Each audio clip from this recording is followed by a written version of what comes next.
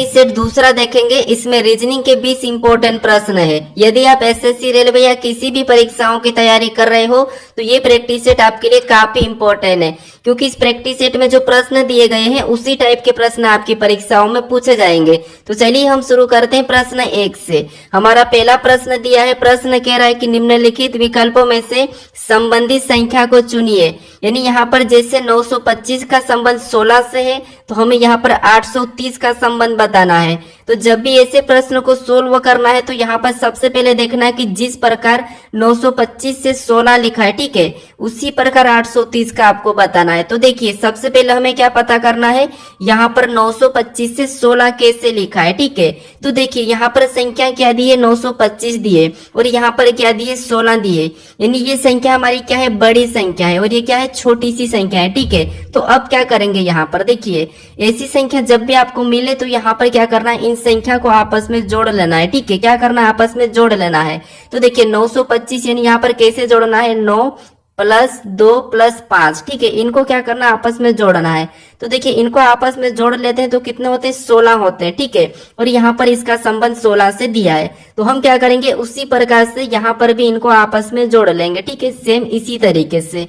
तो 8 + 3 + 0, ठीक है, 8 + 3 + 0 और इन सभी को जोड़ देंगे तो यहाँ पर कितना हो जाएंगे, 11 हो जाएंगे, ठीक है। तो जिस प्रकार यहाँ पर जोड़ के 16 लिखा था तो हम भी यहाँ पर जोड़ के क्या लिखेंगे, यहाँ पर 11 आया तो 11 को लिखेंगे, ठीक है। तो यहाँ पर जो 830 है इसका संबंध किससे होगा, 11 से होगा, ठीक है। तो ऑप्शन में देखेंगे, ऑप्शन हमारे डी में दिया है, तो ऑप्शन डी हमारा इस प्रश्न का सही जवाब होगा, ठीक है। चलिए हम बढ़ते हैं प्रश्न 2 पे। अब दूसरे नंबर का प्रश्न दिया है। अब प्रश्न कह रहा है कि कौन सा वेन आरेख निम्नलिखित वर्गों को सही निरूपित करता है। यानी दोस्तों यहाँ पर हमें वेन डायग्राम का प्रश्न दिया है, ठीक है, और पूछा है कि यहाँ पर कौन सा आरेख सही वर्गों को निरूपित करता है। तो यहाँ पर क्या करना है, देखिए जैसे हमें यहाँ पर दिया है सप्ताह, फिर दिया है महीना, फिर दिया है वर्ष, ठीक है। तो इनका वेन आरेख कैसा बनेगा, ये प्रश्न पूछा है। तो देखिए आपको जब भी वेन आरेख का प्रश्न पूछा जाए तो आपको क्या करना है, आसान भाषा में समझिए। जैसे यहाँ पर हमें सबसे पहला शब्द क्या दिया है, सप्ताह दिया, ठीक है। तो इसी का डायग्राम बना लो। जैसे क्या दिया है, सप्ताह दिया है, ठीक है। तो ये हम किसका बना लेते हैं, सप्ताह का बना लेते हैं, ठीक है। फिर देखिए दूसरा हमें कौन सा मिला है, तो दूसरा यहाँ पर दिया है महीना। अब देखिए यहाँ पर हमें सप्ताह और महीने का आपस में इनका देखना है, ठीक है, रिलेशन देखना है। तो देखिए जैसे यहाँ पर सप्ताह और महीने का आपस में रिलेशन ये है कि जो सप्ताह ये महीने के अंतर्गत आता है, ठीक है, यानी कि क्या आता है, महीने के अंदर आता है। तो जब तक क्या है, सप्ताह महीने के अंदर आता है तो हम क्या करेंगे, इसको अंदर ले लेंगे। और ये हमारा ऊपर वाला डायग्राम किसका बना है, यहाँ पर हमारा महीने का, ठीक है। उसके बाद हम देखेंगे यहाँ पर क्या दिया है, वर्ष। अब ये तीसरा वाला, अब तीसरे वालों को क्या देखेंगे, इससे रिलेशन देखेंगे और इससे रिलेशन देखेंगे, ठीक है। तो अब देखिए यहाँ पर हम इससे देखते हैं तो वर्ष क्या है, वर्ष के अंदर महीने आता है और महीने के अंदर क्या आता है, सप्ताह आता है, ठीक है। तो हम क्या करेंगे, यहाँ पर वर्ष का डायग्राम भी इनके ऊपर बना लेंगे, यानी कि इन दोनों को अंदर ले लेंगे। अब देखिए डायग्राम हमारा किसका बना है, तो ये हमारा साल का बना है, ठीक है। ये किसका, वर्ष का बना है। अगर हम यहाँ पर डायग्राम अंदर वाला देखेंगे तो ये हमारा महीना का बना है और इसके भी अंदर देखेंगे तो ये हमारा किसका बना है, सप्ताह का। क्यों, क्योंकि देखिए साल के अंदर क्या आता है, महीना, और महीने के अंदर क्या आता है, सप्ताह, ठीक है। तो डायग्राम कैसा बनेगा, इस टाइप से। ये वाला डायग्राम हमें ऑप्शन में देखना है। तो ऑप्शन में देखिए बी हमें दिया है तो बी हमारा सही जवाब हो जाएगा, ठीक है। अब चलिए हम बढ़ते प्रश्न 3 पे। अब तीसरे नंबर का प्रश्न दिया है। प्रश्न क्या कह रहा है कि नीचे दी गई श्रृंखला श्रेणी में प्रश्नवाचक चिन्ह के स्थान पर कौन सी संख्या आएगी। यानी दोस्तों हमें यहाँ पर संख्या लिखी है और इन्हीं संख्या में जो श्रेणी संख्या है, ठीक है, इसी में जो प्रश्नवाचक चिन्ह दिया है यहाँ पर कौन सी संख्या आएगी, ये प्रश्न पूछा है, ठीक है। तो ऐसे प्रश्न को सोल्व करना है तो आपको सबसे पहले क्या देखना है, जैसे 30 से 31 कैसे लिखा है, फिर 37 कैसे लिखा है, 37 से 42, 42 से 48, 48 से 55 कैसे लिखा है, सेम तरीके से यहाँ पर बताना, ठीक है। तो ये काफी इंपॉर्टेंट प्रश्न है श्रृंखला का। तो देखिए क्या करेंगे हम, यहाँ पर 30 से क्या लिखा है, यहाँ पर 33, यानी यहाँ पर +3 किया है, ठीक है। फिर देखिए 33 से यहाँ पर 37 लिखा है, यानी यहाँ पर +4 किया गया है। अब देखिए 37 से यहाँ पर 42 लिखा है, यानी यहाँ पर प्लस कितना किया है, 5 किया है, ठीक है। फिर देखिए 42 से यहाँ पर 48 किया है, यानी यहाँ पर प्लस कितना किया है, 6 किया है, ठीक है। और यहाँ पर 48 से 55 लिखा है, यानी कि यहाँ पर प्लस कितना किया है, 7 किया है। अब आपको यहाँ पर पैटर्न दिखा होगा, जैसे पहले 3 प्लस हुआ था, फिर 4, 5, 6, 7। तो अगर हमें अगली संख्या लाना है तो प्लस कौन सा करना पड़ेगा, 8 करना पड़ेगा। किसमें, 55 में, ठीक है। तो जब हम 55 में 8 को जोड़ते हैं तो यहाँ पर कितने हो जाएंगे, 63 हो जाएंगे, ठीक है। कितना हो जाएंगे, 63। ऑप्शन में देखिए 63 हमारा ऑप्शन बी में दिया है, तो ऑप्शन बी हमारा सही जवाब हो जाएगा, ठीक है। अगर दोस्तों आप अभी तक इस चैनल को सब्सक्राइब नहीं करे तो प्लीज जरूर सब्सक्राइब कर लीजिए, क्योंकि आपके ये 20 प्रश्न इतने इंपॉर्टेंट है, क्योंकि आपको परीक्षा में देखने को मिलेंगे, ठीक है। अब चलिए हम बढ़ते हैं प्रश्न 4 पे। अब चौथे नंबर का प्रश्न दिया है। प्रश्न कह रहा है कि किसी सांकेतिक भाषा में 541 को 100 लिखा है, तो 671 को क्या लिखा जाएगा, ये प्रश्न कह रहा है, ठीक है। ये प्रश्न रेलवे आरपीएफ एसआई में पूछा था, ठीक है, आरपीएफ एसआई। अब देखिए ऐसे प्रश्नों को कैसे देखना है, ये कोडिंग डिकोडिंग का है। यानी हमें यहाँ पर क्या कहा है कि किसी सांकेतिक भाषा में, मान लीजिए आपको प्रश्न सोल्व करते नहीं आता है, लेकिन प्रश्न खुद कह रहा है आपको, ठीक है। क्या कह रहा है, देखिए किसी सांकेतिक भाषा में 541 को 100 लिखा है, तो यहाँ पर 671 को क्या लिखा जाएगा, बस ये प्रश्न कह रहा है।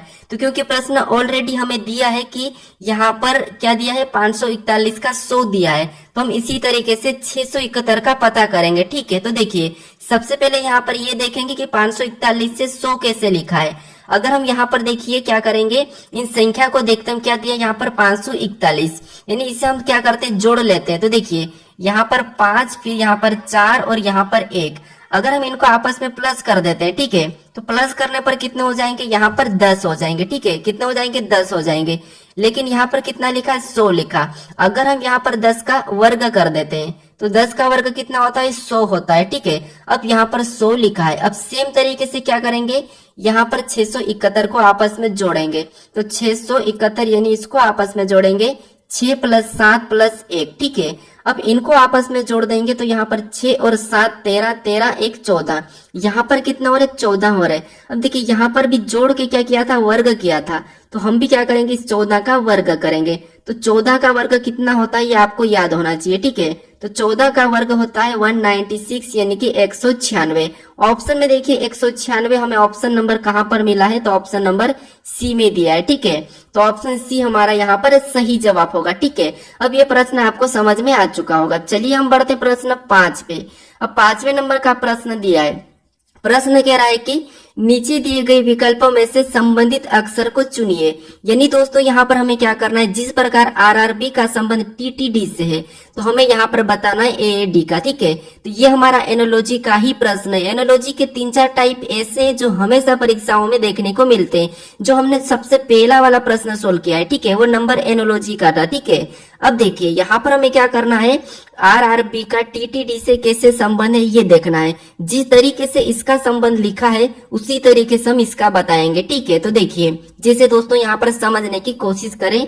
यहाँ पर जब भी आपको ऐसे प्रश्न मिले तो एक एक अक्षर को देखना है, जैसे आर से यहाँ पर टी, यानी जहां भी आपको लेटर का मिले तो देखिए, फिर यहाँ पर आर से टी और यहाँ पर बी से डी। तो यहाँ पर हम क्या करेंगे, देखिए यहाँ पर देखिए आपको पता होना चाहिए कि आर हमारा कितने नंबर पे, 18 नंबर पे आता है।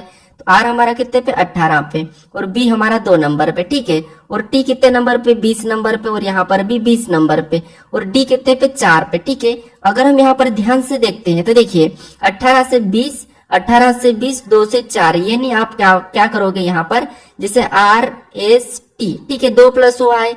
यहाँ पर कितना प्लस हुआ, 2 प्लस। यहाँ पर भी आर एस टी 2 प्लस हुआ है, और बी सी डी यहाँ पर भी 2 प्लस हुआ है, ठीक है। तो हम क्या करेंगे, इसी तरीके से यहाँ पर भी 2 प्लस करेंगे। तो ए के बाद ए बी सी, 2 प्लस करेंगे सी, ये हमने 2 प्लस किया। यहाँ पर भी 2 प्लस करेंगे ए बी सी, तो ये 2 प्लस किया सी, ठीक है। फिर डी में भी क्या करेंगे, 2 को प्लस कर लेंगे, तो यहाँ पर 2 प्लस करेंगे तो डी ई एफ, यानी यहाँ पर क्या हो जाएगा, एफ। अब देखिए हमें ऑप्शन में मिलना चाहिए सी सी एफ, ठीक है। ऑप्शन में देखिए सी सी एफ हमें ऑप्शन नंबर बी में मिला है, ठीक है। तो ऑप्शन बी हमारा सही जवाब हो जाएगा। अब चलिए हम बढ़ते हैं प्रश्न 6 पे। अब 6 नंबर का प्रश्न दिया है। प्रश्न कह रहा है कि किसी कूट भाषा में एनिमल को 11, 49, 13, 112 कूट लिखा है तो CAT का कूट क्या होगा। ठीक है, यानी दोस्तों ये भी हमारा कोडिंग डिकोडिंग का ही प्रश्न है, क्योंकि प्रश्न कह रहा है कि किसी कूट भाषा में एनिमल को ये अंक दिया है। ठीक है, तो हमें किसका बताना है, यहाँ पर CAT का बताना है। तो देखिए यहाँ पर आसान तरीका है कि जैसे ए से यहाँ पर 1 लिखा है, यानी कि ए हमारा 1 नंबर पे आता है। ठीक है, ABCD में। फिर एन हमारा ABCD में 14 नंबर पे आता है तो 14 को लिखा है। आई हमारा ABCD में 9 नंबर पे आता है तो 9 को लिखा है। एम हमारा ABCD में 13 नंबर पे आता है, 13 को लिखा है। ए हमारा ABCD में 1 नंबर पे आता है तो 1 को लिखा है। एल हमारा ABCD में 12 पे आता है तो 12 को लिखा है। यानी दोस्तों ये लेटर जो ABCD में जिस नंबर पे आते हैं उसी नंबर को लिखा है। ठीक है, तो हम क्या करेंगे, सी हमारा कितने नंबर पे, 3 नंबर पे आता है, 3 को लिखेंगे। ए हमारा कितने नंबर पे, 1 नंबर पे तो 1 को लिखेंगे। टी कितने नंबर पे, तो टी हमारा 20 नंबर पे आता है। यानी हमारा कोड क्या बना CAT का, तो 31-20। तो ये हमें ऑप्शन में देखना है। ठीक है, 31-20 ऑप्शन में देखेंगे तो ऑप्शन हमारे यहाँ पर डी में दिया है, तो ऑप्शन डी हमारा यहाँ पर सही जवाब हो जाएगा। ठीक है, तो आप सभी प्रश्नों को अच्छे से समझने की कोशिश करें। अगर आपको इन प्रश्नों का PDF चाहिए तो आप टेलीग्राम पर जाकर डाउनलोड कर सकते हो। ठीक है, टेलीग्राम का चैनल का लिंक मैं आपको डिस्क्रिप्शन में दे दूंगा। अब चलिए हम बढ़ते प्रश्न 7 पे। अब 7वें नंबर का प्रश्न दिया है।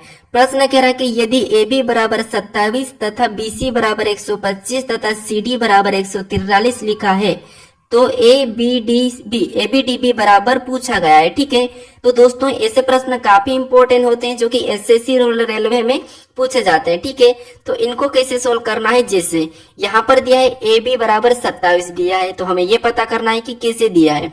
फिर यहाँ पर BC बराबर 125 दिया है तो ये पता करना है कि ये कैसे दिया है। और यहाँ पर CD बराबर 343 दिया है।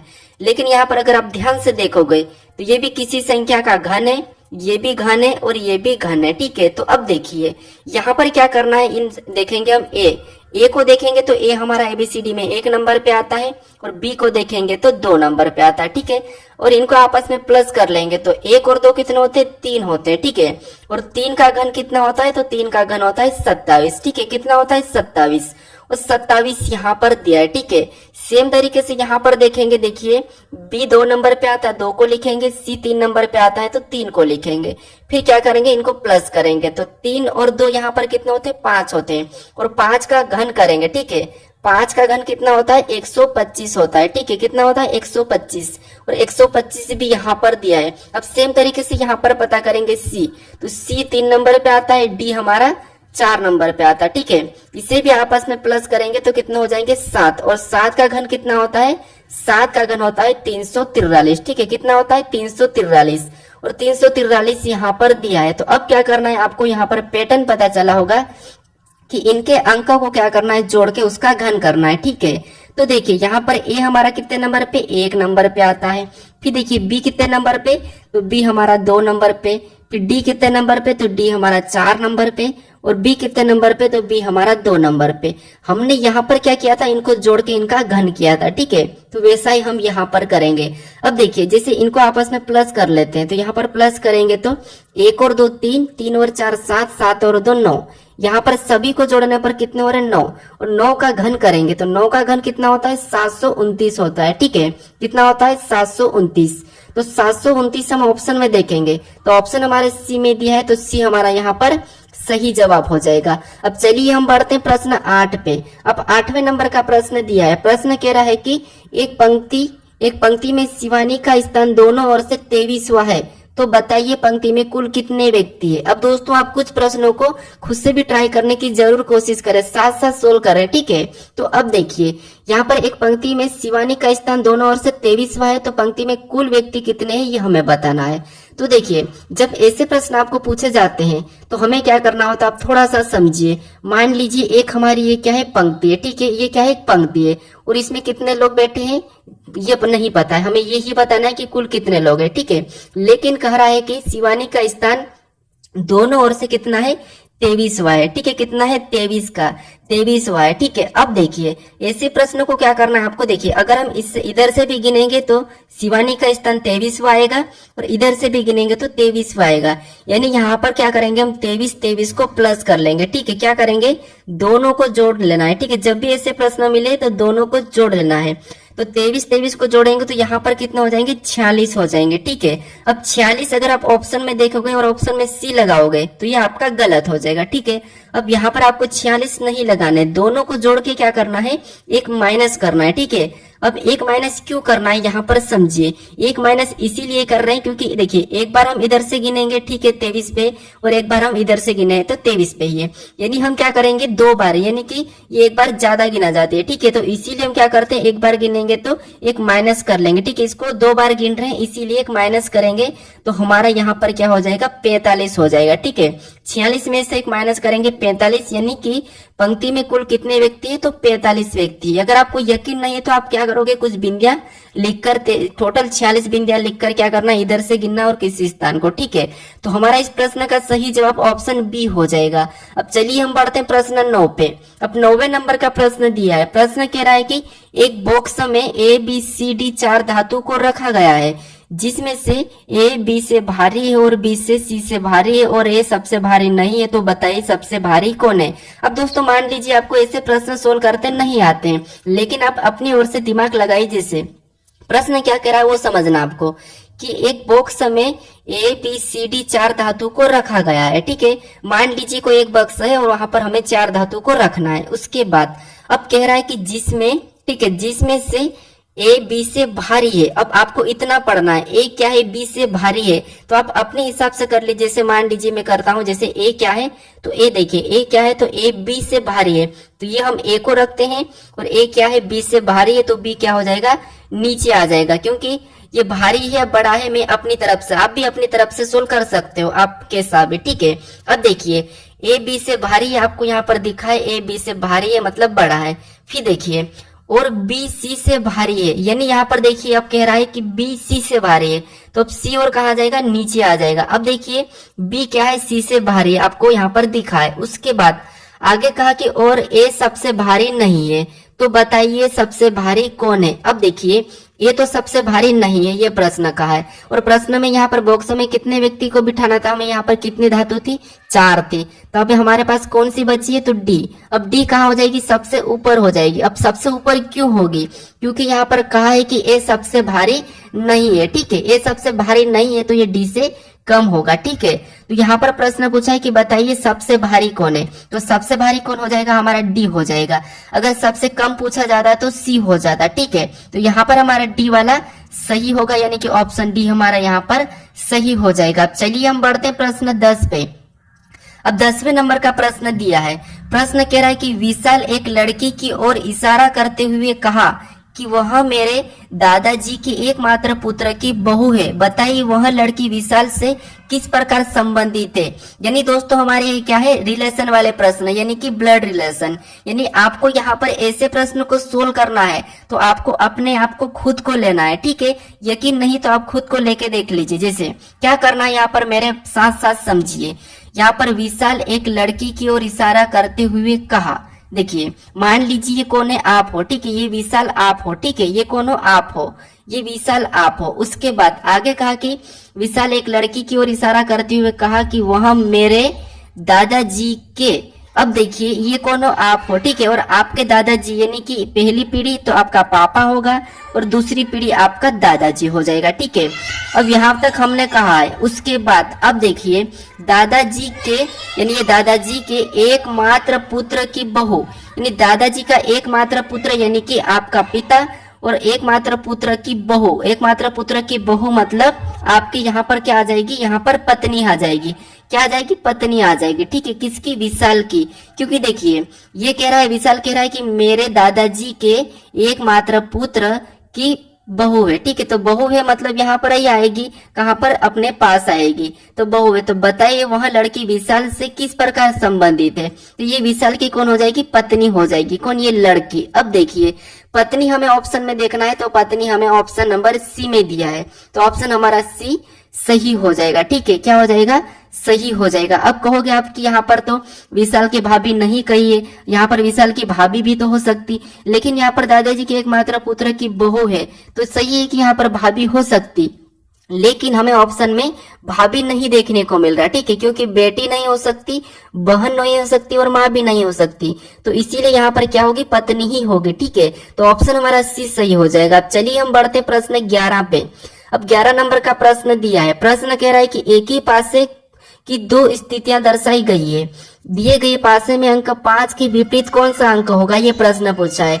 यानी हमें दो पासे दिए हैं, इन पासों में अंक 5 के विपरीत कौन सा होगा ये पूछा है, ठीक है। तो देखिए ऐसे प्रश्नों को कैसे सोल्व करना है, जब भी आपको एक से अधिक पासा दिया जाए और वहां पर अंक हो या चाहे लेटर हो चाहे शब्द हो, आपको क्या करना है, यहाँ पर समझिए कॉमन देखना है, जैसे पहले पासे का कॉमन और दूसरे पासे का, तो यहाँ पर कॉमन देखेंगे तो हमें यहाँ पर एक और यहाँ पर दो मिला है, ठीक है, ये हमारा कॉमन मिला है। अब कॉमन मिलने के बाद आपको क्या करना है, देखिए ये पहला पासा और ये दूसरा पासा, ठीक है।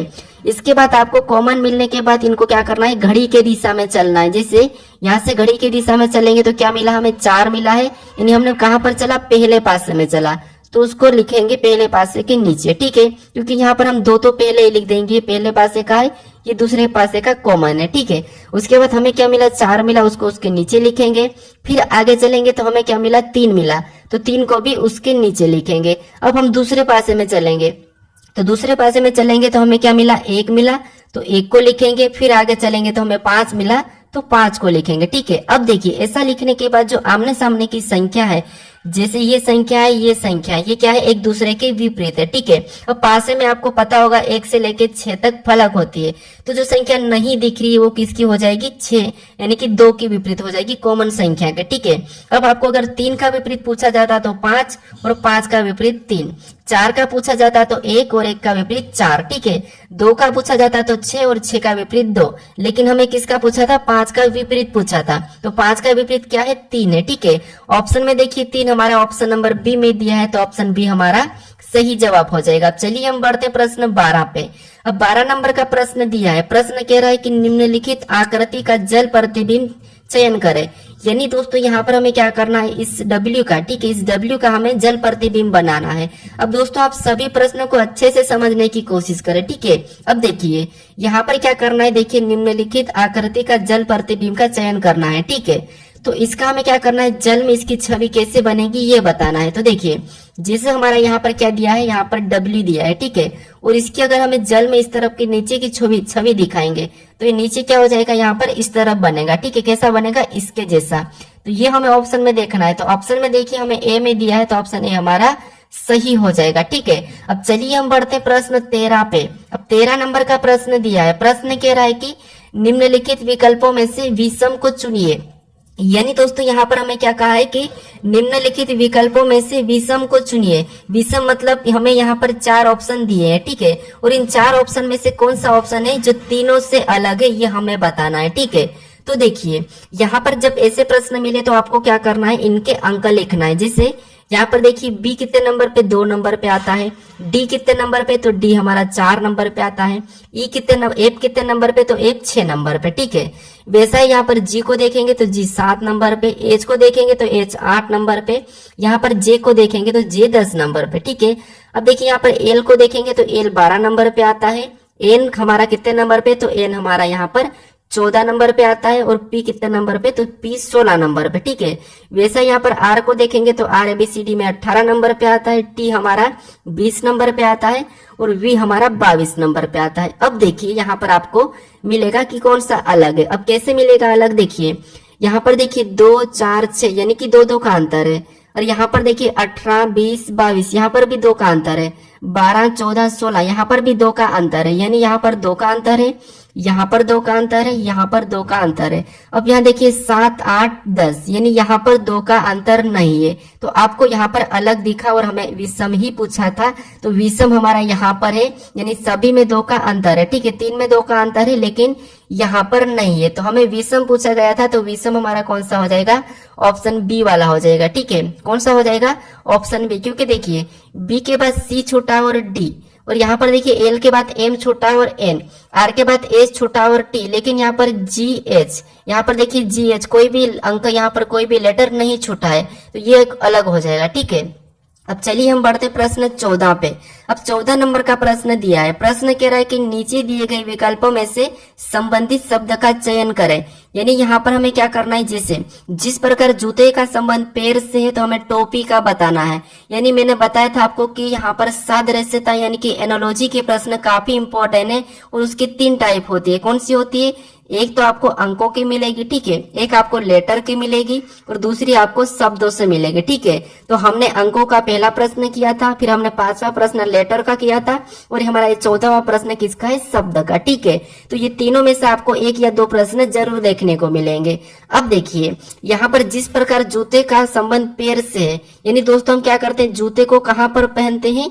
पैर में पहनते हैं। ठीक है, कहां पर? पैर में पहनते हैं। तो उसी प्रकार बताएंगे टोपी कहां पर पहनते हैं। तो आप कहोगे टोपी को हम कहां पर पहनते हैं? तो टोपी को हम सिर में पहनते हैं। तो टोपी का संबंध किससे हो जाएगा? सिर से हो जाएगा। ठीक है, ऑप्शन में देखिए सिर, तो हमें ऑप्शन नंबर सी में देखने को मिला। ठीक है, कमर में नहीं होगा, पैर में नहीं होगा, हाथ में नहीं होगा। ऑप्शन हमारा सी सही जवाब हो जाएगा। अब चलिए हम बढ़ते हैं प्रश्न 15 पे। अब 15 नंबर का प्रश्न दिया है। प्रश्न कह रहा है कि निम्नलिखित प्रश्न में लुप्त संख्या का चयन करें। यानी दोस्तों हमें यहाँ पर क्या दिया है? एक प्रश्नवाचक चिन्ह दिया है। यहाँ पर हमें संख्या का चयन करना है। ठीक है, तो ऐसे प्रश्नों को कैसे सोल्व करना है समझिए। आपको यहाँ पर कुछ भी नहीं करना है, जो प्रश्नवाचक चिन्ह दिया है। अब प्रश्नवाचक चिन्ह कहाँ पर दिया है? यहाँ पर दिया है। और उसी जगह यहाँ पर 24 कैसे लिखा है और यहाँ पर 10 कैसे लिखा है, ये पता करना है। ठीक है, जिस तरीके से यहाँ पर 10 लिखा गया है और यहाँ पर 24 लिखा गया है, उसी तरीके से आपको यहाँ पर बताना है। ठीक है, जब तक आप इन संख्या को पता नहीं करोगे, ठीक है, इन संख्या का पता नहीं करोगे, तब तक आप यहाँ पर संख्या नहीं बता पाओगे।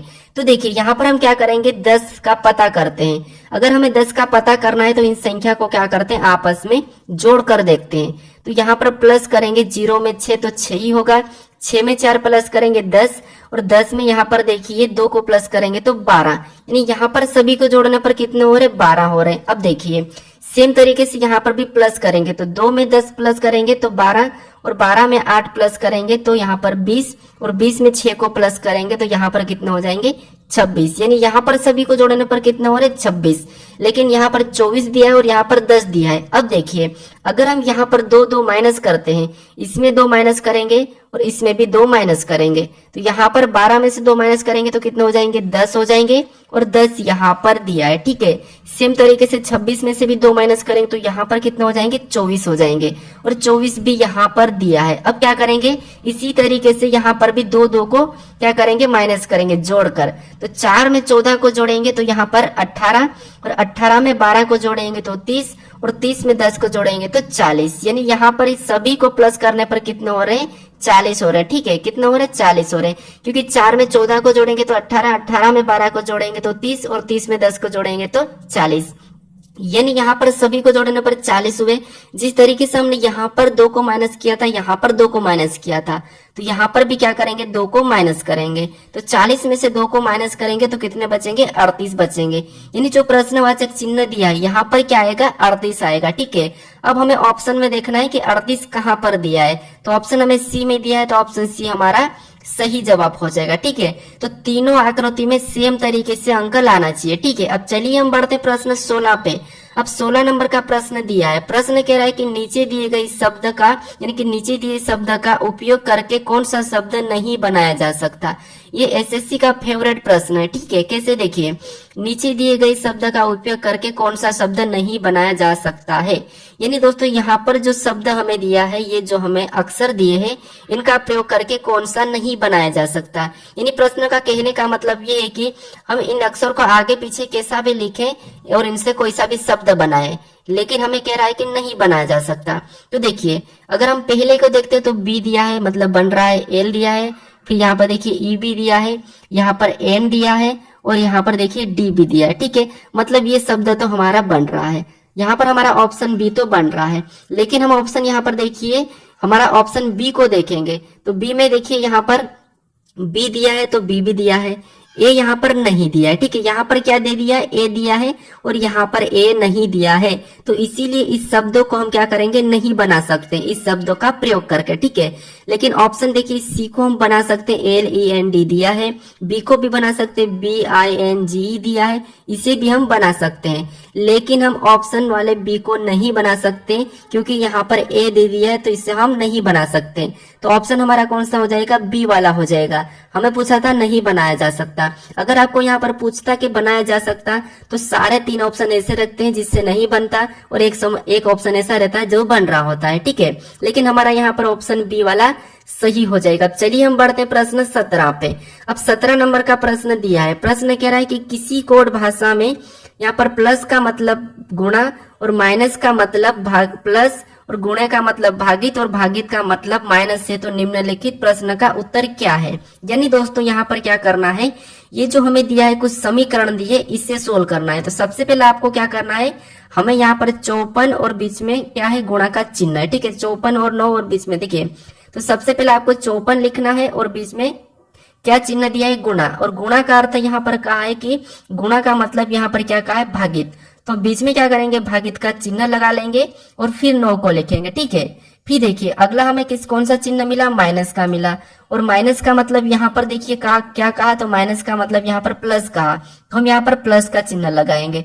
फिर हम अगली संख्या लिखेंगे 3, ठीक है।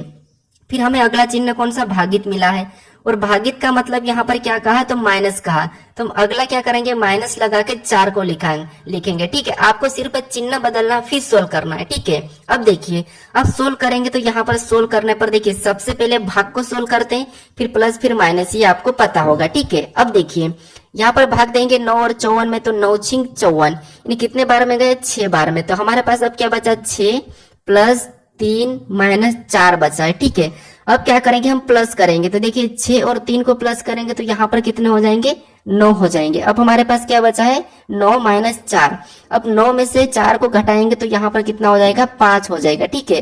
तो जो हमारा समीकरण का सही जवाब क्या होगा, 5 होगा। ऑप्शन में देखिए 5 हमें ऑप्शन नंबर बी में मिला है, तो ऑप्शन बी हमारा सही जवाब हो जाएगा। अब चलिए हम बढ़ते हैं प्रश्न 18 पे। 18 नंबर का प्रश्न दिया है।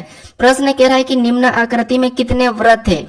यानी दोस्तों यहाँ पर हमें वृत्त की संख्या बताना है, यानी कि जो गोल वाला है, ठीक है, इसकी संख्या बताना है। तो ये सिंपल सा प्रश्न हमें गिनना है, लेकिन दोस्तों आपको ध्यान से गिनना है, ठीक है। अब देखिए गिनेंगे, यहाँ पर देखिए, यहाँ पर छोटे छोटे को गिनते हैं, 1 2 3 4 5 6, ठीक है। फिर 7 8 9 10 11 12 13 14 15 16 17, यहाँ पर टोटल हमें कितना मिला है, 17। एक बार और गिन लीजिए, कैसे गिनना, आपको छोटे से छोटे पहले गिनते हैं। जैसे देखिए 1 फिर 2 3 4 5, ये 5 हो गए। 5 के बाद 6 7 8 9 10 11 12 13, फिर देखिए हमने बड़े को गिनेंगे, 13 के बाद 14 15 16 17, यहाँ पर कितने वृत्त है, तो 17 है, ठीक है। तो हमें 17 ऑप्शन में देखना है, तो 17 हमें ऑप्शन नंबर बी में मिला है, तो ऑप्शन नंबर बी हमारा यहाँ पर सही हो जाएगा, ठीक है। अब चलिए हम बढ़ते हैं प्रश्न 19 पे। अब 19 नंबर का प्रश्न दिया है। प्रश्न कह रहा है कि नीचे दी गई आकृति किस विकल्प में चिन्हित है। यानी दोस्तों ये जो हमें आकृति दी है, ठीक है, ये कौन से विकल्प में चिन्हित है, हमें ये बताना है, ठीक है। तो सिंपल सा है कि आपको क्या देखना है, ये पी टाइप का। अब देखिए यहाँ पर देखेंगे तो ये पी टाइप का नहीं दिख रहा है, सामने आपको डंडी मिली है, ठीक है।